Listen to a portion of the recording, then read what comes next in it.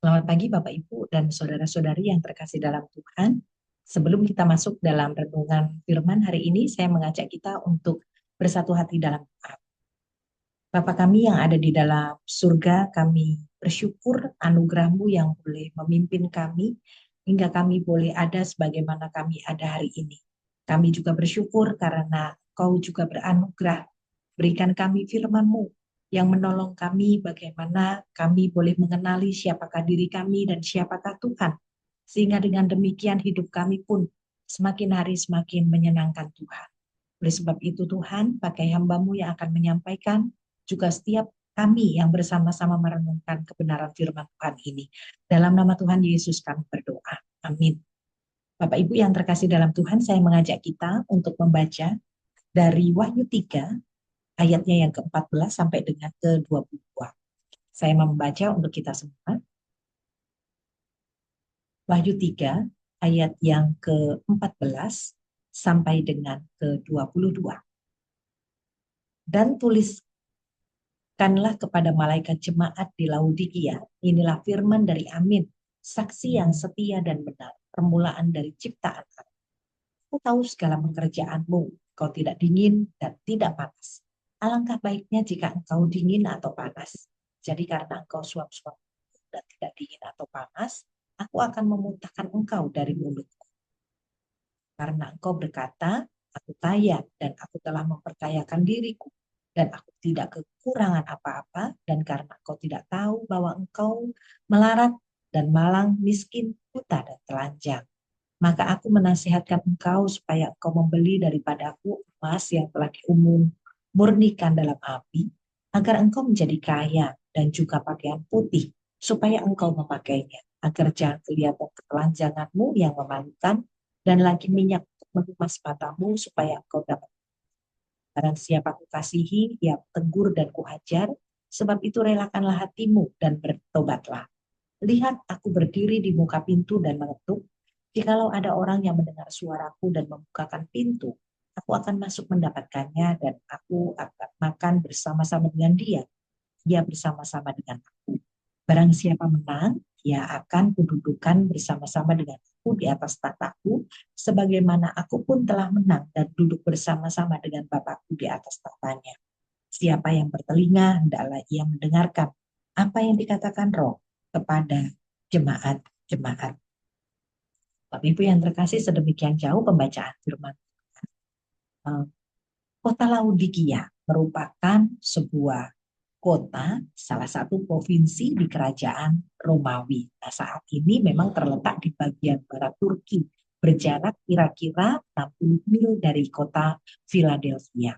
Selain letaknya yang juga strategis, kota ini dikenal sebagai pusat perdagangan dan sistem perbankan yang begitu baik, penghasil kain wol yang juga terkenal, memproduksi kain wol yang begitu indah, lembut, dan bahkan juga penduduknya rata-rata memiliki kondisi perekonomian yang sangat mapan. Nah, oleh sebab itu, jika kota Laodikia ini dibandingkan dengan ketujuh jemaat yang lain yang dituliskan dalam kitab Wahyu, jemaat Laodikia ini merupakan jemaat yang mendapatkan teguran keras dari Tuhan, peringatan yang begitu keras, celaan, dan bahkan tidak ada pujian sama sekali. Nah, ini kontras dengan apa yang terjadi di dalam kehidupan mereka. Mereka hidup seperti layaknya orang-orang yang begitu mapan, tidak kekurangan, bahkan mungkin tidak ada problema penderitaan di dalam kehidupan mereka. Tapi ternyata kalau dibandingkan dengan keberadaan 7 jemaat lain yang juga dicatat dalam kitab Wahyu, jemaat yang ada di Laodikia ini justru malah mendapatkan peringatan yang begitu keras. Ada beberapa penyebab dari teguran yang Tuhan harus berikan kepada mereka. Yang pertama adalah Tuhan tahu kondisi kehidupan dan kerohanian mereka. Jadi di dalam ayat yang ke-15 dikatakan bahwa Tuhan tahu segala pekerjaan mereka, dan Tuhan juga tahu bahwa sebenarnya mereka ini memiliki kondisi kehidupan yang tidak dingin dan tidak panas. Oleh sebab itu Tuhan katakan alangkah baiknya jika engkau dingin atau panas. Nah, di dalam kata aku tahu ini menunjukkan bahwa Tuhan tahu apa yang ada di dalam hati mereka, apa yang mereka ucapkan, apa yang menjadi sikap mereka, baik itu hidup mereka, pekerjaan mereka, pelayanan mereka, tapi semata-mata semua yang mereka kerjakan itu sebenarnya justru Tuhan mempertanyakan, apakah semuanya itu mereka lakukan dengan sungguh-sungguh atau hanya sekedar rutinitas? Maka kenapa Tuhan ingatkan kepada mereka bahwa engkau segala pekerjaan, tetapi engkau tidak dingin atau tidak panas. Tidak dingin atau tidak panas. Ini merupakan suatu ungkapan yang Tuhan nyatakan kepada mereka untuk bagaimana Tuhan menegur bagaimana sikap mereka, yaitu di dalam ayat yang ke-16 dan ke-17 mengatakan, jadi karena engkau tidak dingin atau tidak panas, dengan kata lain Tuhan memberikan satu istilah untuk mereka, sikap hidup mereka ini adalah suam-suam kuku. Jadi karena engkau suam-suam kuku dan tidak dingin atau panas, aku akan memuntahkan engkau dari mulutku. Dan ayat 17, karena engkau berkata, aku kaya dan aku telah memperkayakan diriku dan aku tidak kekurangan apa-apa, dan karena engkau tidak tahu bahwa engkau melarat dan malang, miskin, buta, dan telanjang. Nah, Bapak Ibu yang terkasih dalam Tuhan, teguran Tuhan yang kedua selain bagaimana Tuhan tahu kondisi kehidupan mereka, Tuhan tahu bagaimana mengukur kerohanian mereka, tetapi juga Tuhan tahu sekali bagaimana kekayaan yang mereka dapatkan. Materi mereka boleh bertambah, kekayaan bahkan bagaimana mereka menyombongkan diri mereka dengan mengatakan bahwa aku kaya dan aku telah memperkayakan diriku dan aku tidak kekurangan apa-apa. Di dalam hal ini juga kita melihat bahwa kota Laodikia ini merupakan sebuah kota dengan keunggulan yang mereka miliki, eh, bagaimana dari sisi perekonomian kita tahu bersama di dalam situasi ini, tetapi juga ada satu kekurangan mereka yaitu kekurangan sumber air panas.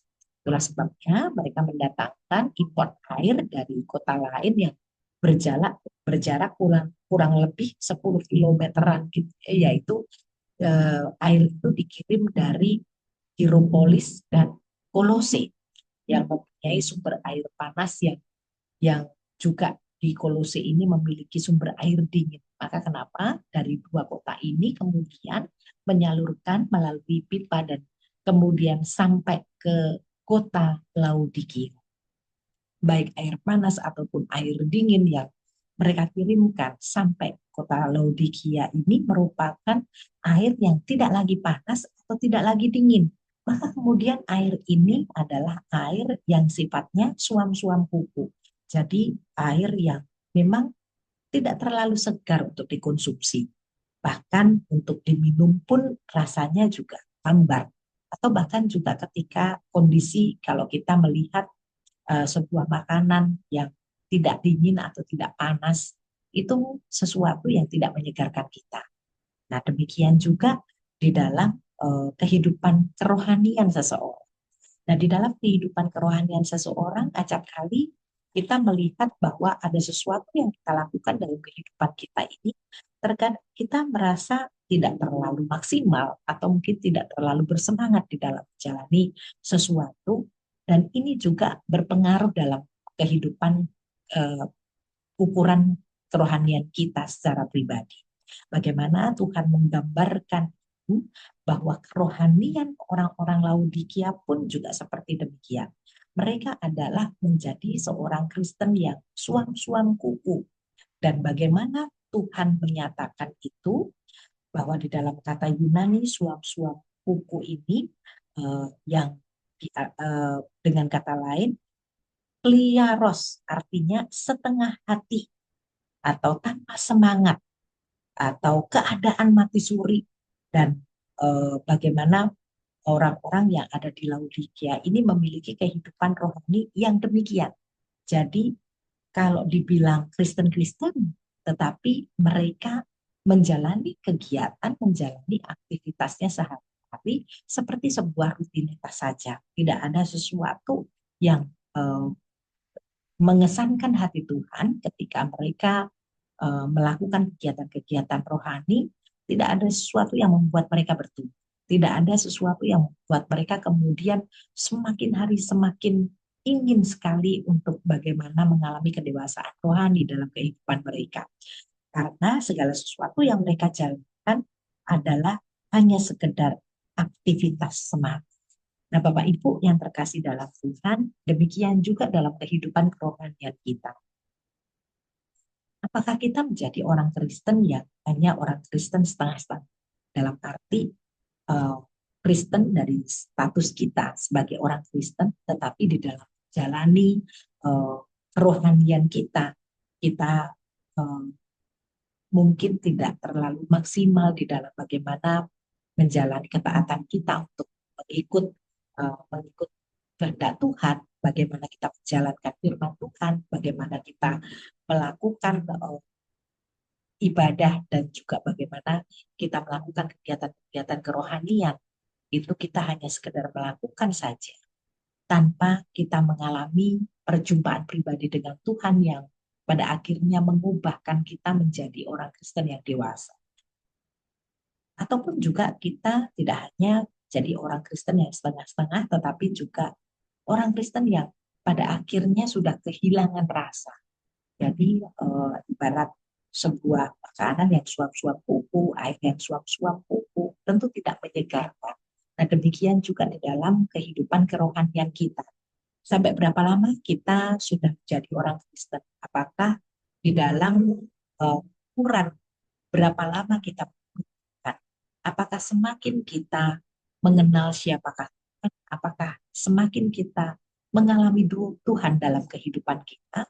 Atau justru di dalam segala hal yang kita lakukan, baik kita ketika kita beribadah, ketika kita bersekutu, ketika kita membaca Alkitab, ketika kita melayani, apakah itu hanya sekedar kita jalani sebagai rutinitas kita sebagai orang Kristen, atau ketika kita melakukan semuanya ada kerinduan kita lebih dekat.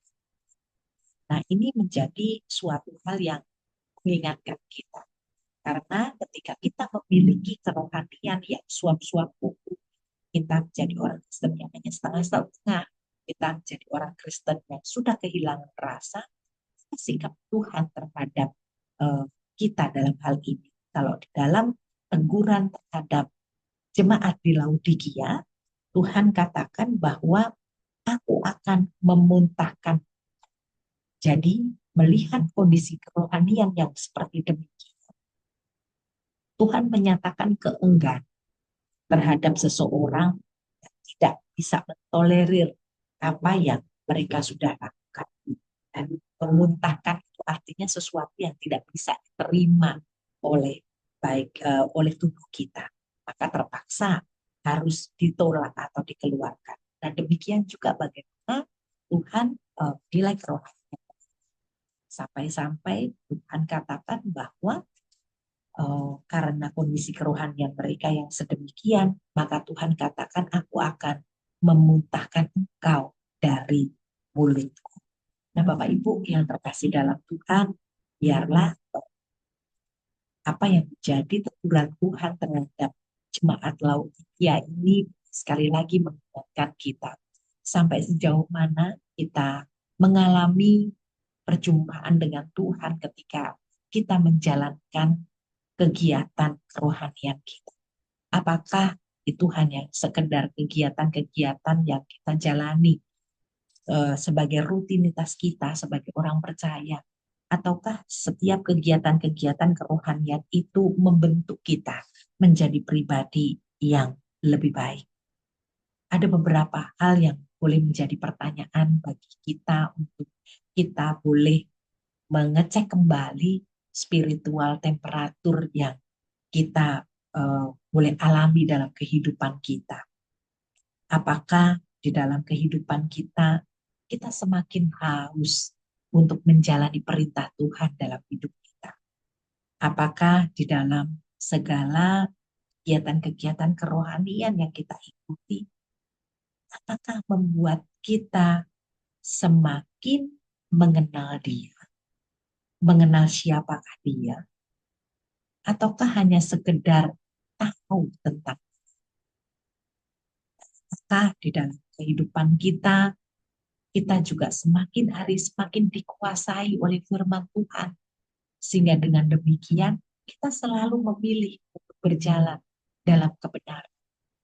Atau apakah ketika firman Tuhan itu kita baca, dan bahkan ketika kita baca dan kita coba untuk merenungkannya, kita tinggalkan begitu saja. Tanpa kita ada keinginan untuk mau terus dipimpin Tuhan, untuk mau terus berjalan di dalam kebenaran. Lalu kemudian kita juga bisa bertanya dalam diri kita, apakah semakin kita mengasihi Tuhan, jika kita semakin mengasihi Tuhan, apakah kasih kita kepada sesama kita juga semakin kuat? Nah, biarlah pertanyaan-pertanyaan ini boleh menolong kita bagaimana mengukur temperatur kerohanian kita, sehingga dengan demikian kita boleh terus dibawa untuk semakin hari, semakin boleh serupa dengan Kristus. Terima kasih. Mari kita bersatu hati dalam doa. Bapa kami yang ada di dalam surga, terima kasih Tuhan untuk firman-Mu hari ini. Boleh menolong kami bagaimana kami melihat kembali spiritual temperatur yang ada di dalam diri kami masing-masing. Apakah kami semakin hari semakin menyenangkan Tuhan dalam seluruh kehidupan kerohanian kami, ataukah Tuhan semakin enggan untuk menerima segala apa yang kami lakukan? Kami juga berdoa memohon kiranya Tuhan benar-benar terus tolong kami menjadi pribadi yang mengalami Tuhan di dalam kehidupan kami. Ketika kami melakukan segala kegiatan-kegiatan kerohanian, itu bukan hanya sekedar rutinitas. Itu bukan hanya sekedar karena tidak enak ketika kita tidak melakukannya. Atau mungkin karena kita melakukannya, kami melakukannya karena kami sudah terbiasa melakukan. Tuhan kiranya Engkau tolong di dalam seluruh apapun yang kami kerjakan, apapun yang kami lakukan, baik di dalam kegiatan-kegiatan kerohanian yang ada, kami rindu, kami boleh semakin diubahkan menjadi pribadi yang makin hari makin dewasa secara rohani. Sehingga dengan demikian Kau berkenan atas setiap kami dan hidup kami boleh berbuah bagi nama. Terima kasih ya Pak. Ini seru doa kami. Dalam nama Tuhan Yesus kami berdoa dan bersyukur. Ya, makin dekat dengan Tuhan hari ini, kiranya Tuhan berkati dalam seluruh kegiatan kita. Selamat pagi.